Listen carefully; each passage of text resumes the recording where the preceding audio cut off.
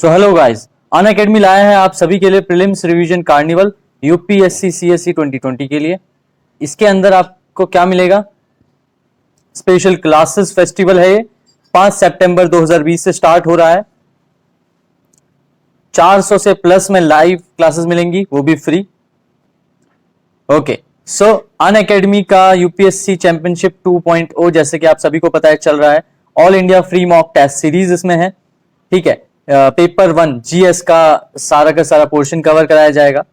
Win a chance to meet top UPSC civil services के topper से आप मिलने का चांस जीत सकते हैं। टॉप अनअकैडमी एजुकेटर से पढ़ने का चांस आपको मिलेगा। सब्सक्रिप्शन स्कॉलरशिप मिलेगी आपको अनअकैडमी की। तो ये डेट्स आप नोट कर लीजिए, ये डेट्स हैं, अभी एनरोल कीजिए। ओके, चलिए आगे जानते हैं। जैसा कि आप सभी को पता होगा कि सिर्फ 32 दिन बचे हैं यूपीएससी सिविल सर्विसेज के प्रीलिम्स में। नाउ कंप्लीट कीजिए अपनी preparation for civil services 2020 with Unacademy. कैसे? एक सब्सक्रिप्शन पे आपको अनलिमिटेड बेनिफिट्स मिलेंगे। आपको बहुत सारे बेनिफिट्स मिलेंगे। आप अपने घर पे आराम से अपने कंफर्ट में आप इसको पढ़ सकते हो। Unlimited access to all the courses, top educators के साथ आप पढ़ाई करेंगे। Okay, so they are few more things as well. Mentorship और गाइडेंस आपको मिलेगी। ओके, लाइव टेस्ट सीरीज आपकी होंगी। ओके, देन उसके बाद एक्सॉस्टिव कवरेज होगी आपके सिलेबस की। रेगुलर डाउट चेकिंग सेशंस होंगे आपके। आंसर राइटिंग प्रैक्टिस होगी आपकी, और स्टडी मटेरियल और पीडीएफ भी आपको फ्री में प्रोवाइड किया जाएगा। Okay, so one stop solution बन चुका है अनअकैडमी आपकी कंप्लीट सिविल सर्विसेज के प्रिपरेशन के लिए। ये सारी की सारी फीचर्स आपको मिलेंगे। Structured batches, batches in Hindi English bilingual, late night batches भी होंगे, वो भी 2 साल तक के लिए। सॉरी, लेट नाइट बैचेस अलग होंगे और 2 साल तक के बैचेस भी इसमें अवेलेबल हैं। 100% आपका सिलेबस कवरेज होगा। वास्ट रेंज ऑफ ऑप्शनल्स यहाँ पर मौजूद है, जो सिविल्स के ऑप्शनल्स होते हैं। प्रीलिम्स की test series with evaluation, mains test series with evaluation, dedicated doubt clearing sessions, daily current affairs की प्रैक्टिस, एसे और आंसर राइटिंग की practice, performance analysis, sectional quizzes और इंटरव्यू की प्रिपरेशन। ये सारी चीजें आपको एक ही प्लेटफॉर्म पे मिल जाए। ओके, सो यूपीएससी सिविल सर्विसेज की कंप्लीट प्रिपरेशन बैच, जो कोर्सेज के बैच हैं वो कुछ इस प्रकार है। 7 सितंबर से स्टार्ट हो रहे हैं। सो पहला बैच है आपका प्योर जीएस का बैच, ये बाइलिंगुअल बैच होगा। इसके अंदर आपको ये सारी फैसिलिटीज मिलेंगी, ये सारी तैयारी आप कर सकते हैं। दूसरा बैच होगा आपका हिंदी के लिए, जो हिंदी वाले हैं। अब हिंदी वालों को भी टेंशन लेने की जरूरत नहीं है। एक टाइम था जब हिंदी वालों के लिए कुछ नहीं हुआ करता था, उतना ज्यादा मटेरियल नहीं था, बट अब सब कुछ आपके पास ऑन जस्ट 1 क्लिक आपके डोर स्टेप पे मौजूद है। ओके, सिमिलरली ये वाला जो बैच है ये अगेन इंग्लिश का जीएस का बैच है, ठीक है। ये हिंदी का, ये इंग्लिश का, और ये बाइलिंगुअल बैच है। ओके, सो सब्सक्राइब कीजिए अभी, 10% का एक्स्ट्रा डिस्काउंट पाइए, और कोड अप्लाई आपको करना है सिंपल YT। सिंपल YT आपको कोड अप्लाई करना है, आपको 10% का अभी डिस्काउंट मिलेगा। सो T20 डेली करंट अफेयर्स की टेस्ट सीरीज आपको मिलेगी, वो भी फ्री। डेली 7:30 बजे 20 क्वेश्चंस 20 मिनट में 40 मार्क्स के होंगे, जिसके बाद आपको टेस्ट का एनालिसिस भी दिया जाएगा। आपका टेस्ट का एनालिसिस भी होगा। उसका इंटरफेस कुछ ऐसा दिखेगा, इस तरीके से आपकी ये टेस्ट सीरीज चलेगी। सो गाइस, बिल्कुल देर मत कीजिए, अभी ज्वाइन कीजिए यूट्यूब को, अनअकैडमी के यूट्यूब चैनल को। उसके बाद ये दूसरा करंट अफेयर्स के लिए यूट्यूब चैनल है। देन अनअकैडमी का हिंदी चैनल है लक्ष्य करके। उसके बाद अनअकैडमी का expedition for UPSC civil services, ये एक और चैनल है। देन टेलीग्राम पे आपको सारी अपडेट्स और सारे फ्री मटेरियल्स आपको इजीली अवेलेबल हैं, पीडीएफ वगैरह। उसके अलावा फेसबुक पेज पे भी आप फॉलो कर सकते हैं अनअकैडमी को। Okay guys, thank you so much. Hello guys, I welcome you all to simple concepts. So आज का हमारा टॉपिक है मर्जर ऑफ 2 ब्लैक होल्स, यानी कि 2 ब्लैक होल्स मिल रहे हैं। नाउ ये जो टॉपिक आता है ये GS paper 3 subsection awareness in space, इसमें आता है। साइंस एंड टेक के अंडर ये पोर्शन हम कवर करेंगे। ये कुछ मेरे बारे में। सो कॉन्टेक्स्ट क्या है? तो अभी 2 मैसिव ब्लैक होल्स के बीच में कॉलिजन हुआ है, यानी कि टकराव हुआ है। उसकी वजह से जो ग्रेविटेशनल वेव जनरेट हुई है उसको डिटेक्ट किया गया था 2019 में। किसके द्वारा? ग्रेविटेशनल वेव ऑब्जर्वेटरी लीगो के द्वारा, जो कि यूनाइटेड स्टेट्स में है। और डिटेक्टर कौन था? वर्गो, जो कि इटली में है।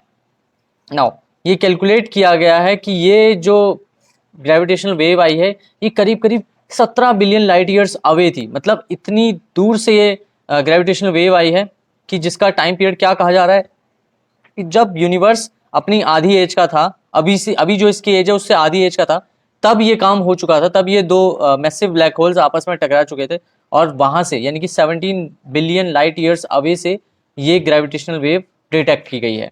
सो आप देख सकते हो साइंस कितनी अमेजिंग है। नाउ LIGO की वर्किंग क्या होती है? सो LIGO एक बहुत ही बड़ा इंटरफेरोमीटर है।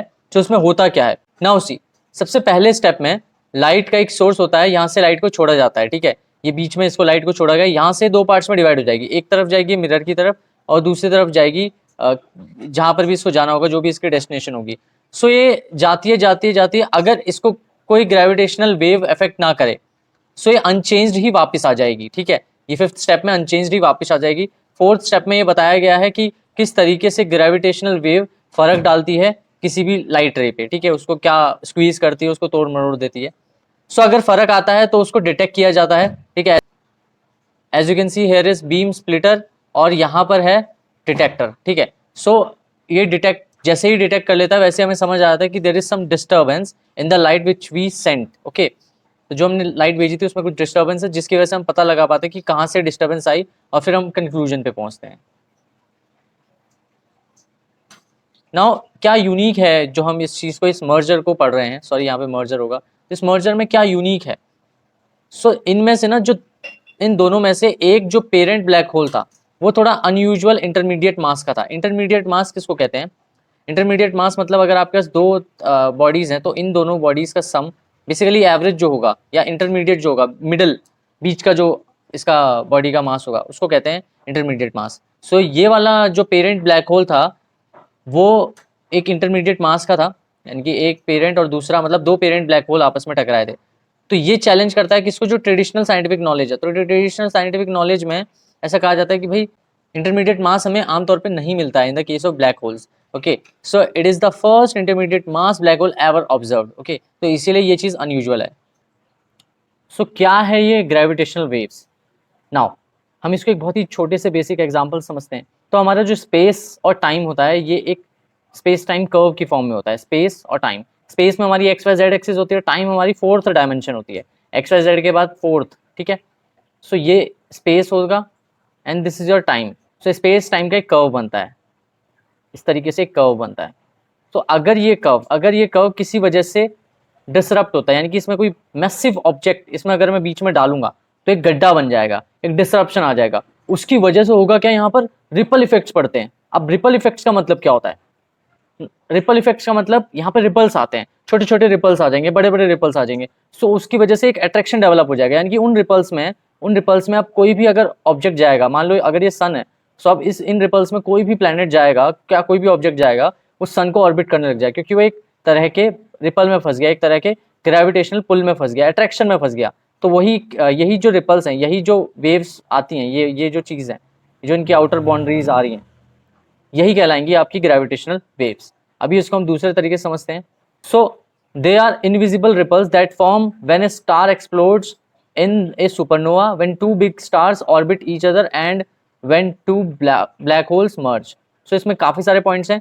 पहला कब बनता है? जब कोई स्टार फटता है अपने सुपरनोवा में, मतलब जब अपनी वो एक्सट्रीम सबसे बूढ़ा हो चुका होता है, एक्सट्रीम फॉर्म में जब सबसे ज्यादा चमकने लगता है तब वो एकदम ही फट जाता है, ब्लास्ट हो जाता है। उसके बाद जब दो बड़े स्टार्स जो कि एक दूसरे को ऑर्बिट कर रहे हैं तब ये ग्रेविटेशनल वेव्स बनती है। और जब दो ब्लैक होल्स मर्ज होती हैं, जब दो ब्लैक होल्स मिल रही होती हैं आपस में, तब भी एक बहुत ही स्ट्रॉन्ग ग्रेविटेशनल वेव निकलती है। नाउ अब इसमें क्या क्या पॉइंट्स होते हैं? पहला तो travelling at the speed of light. So gravitational waves जो होती हैं वो स्पीड ऑफ लाइट की स्पीड पे ट्रैवल करती हैं। वो किसी भी ऑब्जेक्ट को स्क्वीज कर सकती हैं, स्ट्रेच कर सकती हैं उनके पाथ में आने वाली। नेक्स्ट, इसको एल्बर्ट आइंस्टाइन की जनरल थ्योरी ऑफ रिलेटिविटी में प्रपोज किया गया था पूरा 100 साल पहले, ठीक है। एल्बर्ट आइंस्टाइन की दो महान थ्योरी है। First is theory of relativity, उसके अंदर दो पार्ट्स आते हैं, general and special theory of relativity. So ये वाला part general theory of relativity के अंदर कवर होता है। दूसरी थ्योरी उनकी क्वांटम फिजिक्स के ऊपर थी, क्वांटम मैकेनिक्स के ऊपर थी, ठीक है। नाउ नेक्स्ट पॉइंट इसमें क्या आता है कि it was only in 2015 however that the first gravitational wave was actually detected by LIGO। सो 2015 में ही पहली बार कोई ग्रेविटेशनल वेव डिटेक्ट की गई थी LIGO द्वारा। नाउ एक ब्लैक होल होता क्या है? सो ब्लैक होल एक ऑब्जेक्ट होता है स्पेस में that is so dense and has such strong gravity that no matter और light can escape its pull. Basically even ना ही मैटर और ना ही लाइट वो तक स्केप नहीं कर सकता उसके पुल को। अगर लाइट भी, मान लो अगर यहाँ पे ब्लैक होल चल रहा है तो लाइट यहाँ से जा रहा है तो it can not pass through this black hole. वो भी कैसे जाएगा? वो भी ऐसे करके जाएगा, ठीक है। इस तरीके का डिस्ट्रप्शन पैदा कर सकता है ब्लैक होल। सो यहाँ पर कहते हैं कि ब्लैक होल पे ही टाइम ट्रेवल जैसी कोई चीज संभव है। अगर आप ब्लैक होल के थ्रू ट्रेवल करोगे तो यहाँ पर आपका टाइम ना एक तरह से स्लो हो जाएगा, ठीक है। Now so because no light can escape it is black and invisible. तो उससे क्योंकि लाइट यहाँ से ट्रेवल होती है तो लाइट स्केप ही नहीं होगी, यहाँ से जाएगी नहीं, इधर से साइड से निकल जाएगी, इधर डिस्ट्रप्शन होगा, उसको रोकेगा, हिंड्रेंस पैदा करेगा, तो ये ब्लैक होल की इमेज ही नहीं मिल पाती है। सो जो इमेज हमें ब्लैक होल की लास्ट ईयर मिली थी वो भी कैसी थी? वो भी एक तरह से किसी और कैमरा से ली गई इमेज है, मतलब किसी और लाइट से ली गई, यूवी लाइट और या फिर किसी और लाइट से, इलेक्ट्रोमैग्नेटिक वेव से ली गई इमेज है वो, ठीक है। नॉर्मल हम आंखों से नहीं देख सकते हैं उसको, प्रोजेक्ट नहीं कर सकते हैं बेसिकली, क्योंकि वो ब्लैक है, ब्लैक होल है, ठीक है। उस पर लाइट पास नहीं हो सकती, so we can not see it with naked eye. Next is there is a boundary at the edge of a black hole. हर ब्लैक होल के एज पे एक बाउंड्री होती है, ये जो बाउंड्री है इसको कहते हैं इवेंट होराइजन। इवेंट होराइजन का मतलब यही है इवेंट का horizon, which is the point of no return, ठीक है। यहाँ से आगे कुछ, मतलब यहाँ से रिटर्न नहीं कर सकता कुछ भी। एंड एनी लाइट और मैटर दैट क्रॉसेस, जो भी इस बाउंड्री को क्रॉस करने की कोशिश करेगी वो सक हो जाएगी, यानी कि इसमें चूस ली जाएगी ब्लैक होल में। So it would need to travel faster than the speed of light to escape, which is impossible. क्योंकि ये ब्लैक होल जो है स्पीड ऑफ लाइट से चल रहा है, तो अगर किसी भी लाइट को, किसी भी मैटर को इससे पास ऑन होना है तो उसको इससे भी तेज चलना पड़ेगा, that is speed of light से तेज चलना पड़ेगा। And we know about the speed of light, it is the cosmic limit, तो उससे तेज कुछ भी नहीं हो सकता। Now anything that crosses the event horizon is destined to fall to the very center of the black hole, यानी कि जो भी इससे क्रॉस होने की कोशिश करेगा वो सीधा सेंटर पे ही जाके घूम फिर के मिल जाएगा। And be squished into a single point with infinite density, बहुत ज़्यादा डेंसिटी होगी, बहुत छोटे से पॉइंट पे काफ़ी सारा मैटर इकट्ठा हो जाएगा, काफ़ी ज़्यादा डेंसिटी हो जाएगी, इनफाइनाइट डेंसिटी हो जाएगी, जिसको हम सिंगुलैरिटी कहते हैं। मतलब इतने छोटे से पॉइंट पे बहुत ज़्यादा चीज़ें इकट्ठा हो जाएंगी, ऐसा मैजिक करता है black hole. Next is what is LIGO। So LIGO एक बहुत ही बड़ी ऑब्जर्वेटरी है for detecting cosmic gravitational waves and for carrying out experiments. So ये जो इसका जो ऑब्जेक्टिव है वो क्या है? To use gravitational wave observations in astronomical studies. Astronomical studies में ग्रेविटेशनल वेव्स को की ऑब्जर्वेशंस को यूज करना। ये जो प्रोजेक्ट है ये 3 ग्रेविटेशनल वेव पे ऑपरेट करता है, यानी कि 3 ग्रेविटेशनल वेव डिटेक्टर्स पे ऑपरेट करता है। 2 are at Hanford Washington north western US में, यानी कि 2 तो हैनफोर्ड में है जो कि वॉशिंगटन में है, north western state of US. And 1 is at Livingston जो कि ल्यूसियाना में है, south eastern US. The proposed LIGO India project aims to move 1 advanced LIGO detector from Hanford to India. So ये जो एक LIGO इंडिया प्रोजेक्ट है जिसको propose किया गया है इंडिया द्वारा, इंडियन यूएस द्वारा, सो उसमें एक LIGO डिटेक्टर को, एडवांस LIGO डिटेक्टर को हैनफोर्ड से इंडिया शिफ्ट करने की बात कही गई है। प्रीलिम्स के लिए क्या इंपॉर्टेंट है कि भाई जनरल थ्योरी ऑफ रिलेटिविटी क्या है, किसके बारे में, किसने दी थी, पहली बार ग्रेविटेशनल वेव कब डिटेक्ट हुई थी 2015, LIGO के बारे में आपसे पूछ सकता है, इवेंट होराइजन और सिंगुलैरिटी के बारे में आपसे पूछ सकता है ब्लैक होल के कॉन्टेक्स्ट में, LIGO इंडिया के बारे में आपसे पूछ सकता है, और वर्गो इसके बारे में हमने थोड़ा सा पढ़ा था, ये कहाँ पर लोकेटेड है। मेंस के लिए we have a very good question, discuss the applications and significance of findings of the laser interferometer gravitational wave observatory LIGO detector. तो इसकी फुल फॉर्म है laser interferometer gravitational wave observatory, that is the full form of LIGO detector. Okay, इसको आप 200 plus words में करने की कोशिश कीजिए। So guys, thank you so much, keep studying, keep learning, God bless you all, जय हिंद।